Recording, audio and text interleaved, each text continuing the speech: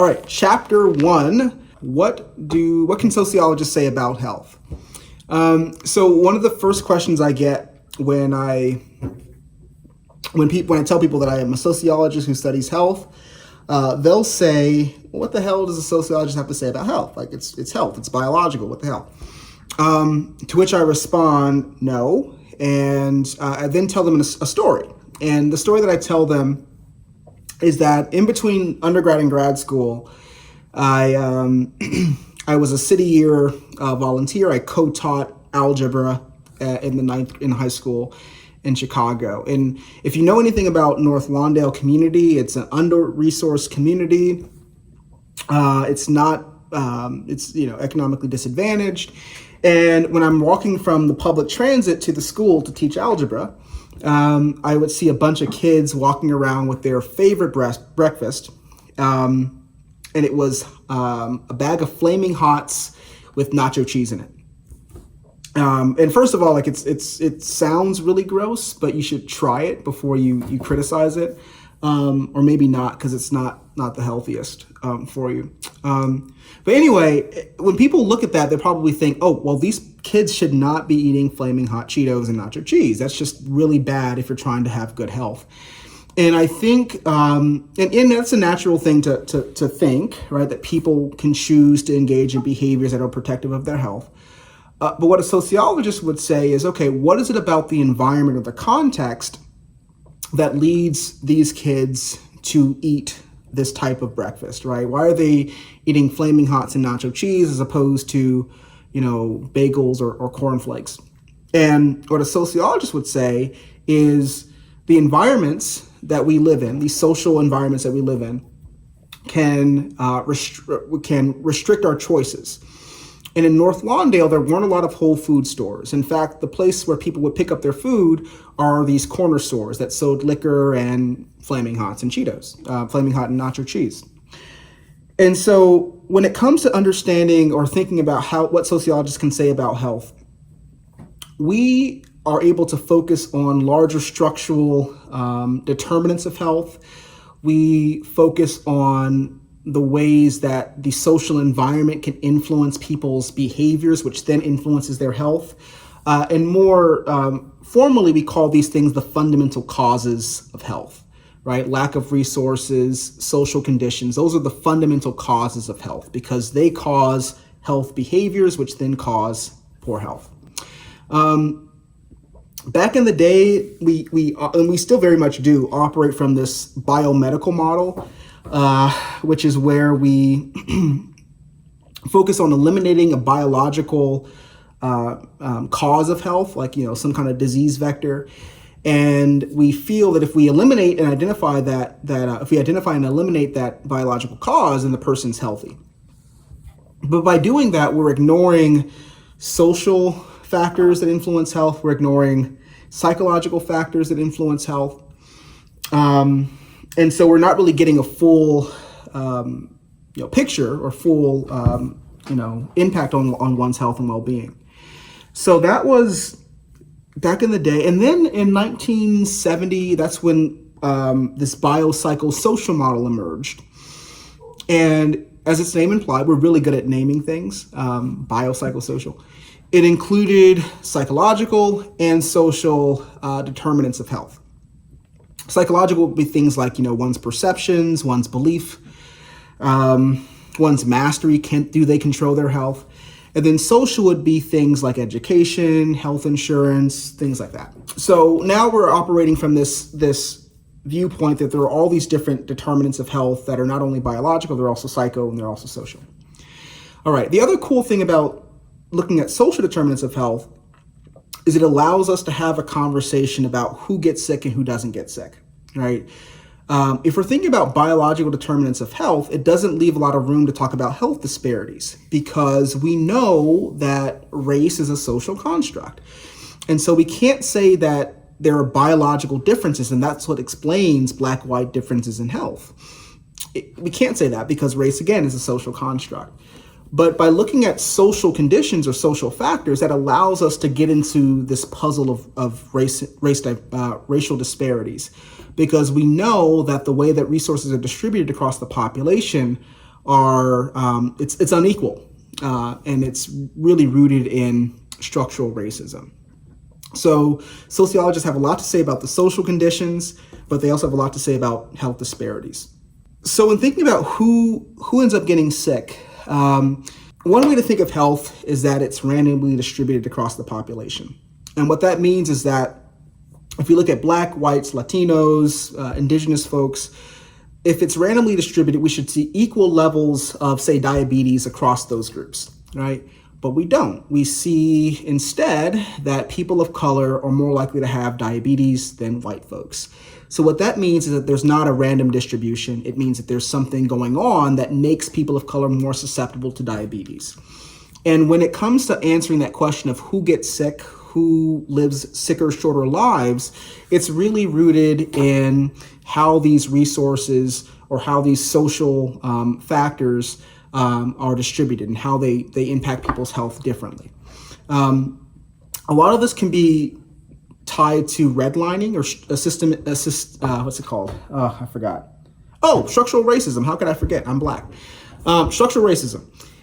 It's rooted in structural racism and, for example, redlining. So if we go back to North Lawndale is a community that is disadvantaged because the government made it disadvantaged. They literally concentrated Black folks in particular regions of Chicago and, prevented them from moving out through this redlining. They didn't give out properties because people were Black. So it concentrated poverty in these areas. So redlining has a really strong role in shaping these health disparities. Things like physician bias, the fact that physicians treat patients of color different because of these biases. For example, there is this idea that Black people have a higher threshold for pain, that we have thicker skin, that we're tougher. And while I like to think that I'm tough, I'm not that tough. I'm pretty sensitive. It's not true. It's not rooted in biology. It's actually pretty detrimental, and it leads to huge disparities in pain management, where Black folks are oftentimes not prescribed pain medication because there's this stereotype that they'll become drug addicts. Which, fun fact, I don't know if it's really fun, but I'll use fun for lack of a better word because I'm kind of tipsy. But part of the reason why the opioid epidemic hit white folks so hard and not Black people is because Black people weren't prescribed those opioids, right? And so that's really important to note in terms of how, in this case, there was a bit of a protective factor in physicians not prescribing a medication. But it's ultimately rooted in these deeply held racist beliefs about how Black people are or what they are. The other thing that's really important to note is that even if we do increase resources for people of color, there's an open question of whether or not those resources operate the same for Blacks and whites. And so a prime example of this is if we look at maternal death and delivery of low birth weight babies, Black women who are highly educated have a higher rate of delivering low birth weight babies as white women who are high school dropouts or high school graduates. And what that says is that education doesn't have the same protective effect for Blacks and whites. And there are a number of reasons why that might be. It could be because, Black women who are in those positions of authority, they have a lot of power because they're highly educated. There's so few of them there. They're dealing with sexism, they're dealing with racism, and it creates that stress that really impacts them negatively. We know that there are ways in which the social environment can kind of get under our skin, increase our level of cortisol, which is a stress hormone that actually is linked to low birth weight babies. So the environment very much becomes embodied in Black women. What else? The other big thing that's really important to note about who gets sick is, trust in medical institutions. There is a history, a legacy of mistrust in medical institutions. We look, for example, at Black folks being skeptical of the vaccine. This is rooted not only in Tuskegee, which happened way back then, but also in daily routine interactions with physicians in which our complaints are not taken seriously, our experiences are not validated. So that leads to this mistrust in these organizations, these health organizations. So what can we do about all of this shit? Well, fortunately, there are some. So the first thing is that National Institutes of Health, NIH, which is the chief funder of health research in the United States, has announced this Unite initiative. And the Unite initiative is all about identifying barriers to minoritized researchers from getting grant funds. And this is a really important step because people of color have very unique experiences. Their lived experiences can shape the kind of research questions they ask, the types of approaches they take to studying or addressing these research questions. And so by identifying ways in which minorities who are studying these health issues are not getting their grant funding, that's a really important first step. So I think it's a great way to address some of these issues. The second thing that's happening, I think is really important, is that there's a lot of acknowledgement that we actually have a problem. There was a recent White House proclamation calling attention to maternal health among Black women. That's a really important first step, acknowledging the problem. You can't really address a problem if you don't know that the problem exists. So kudos to Biden and Kamala. Hey, girl.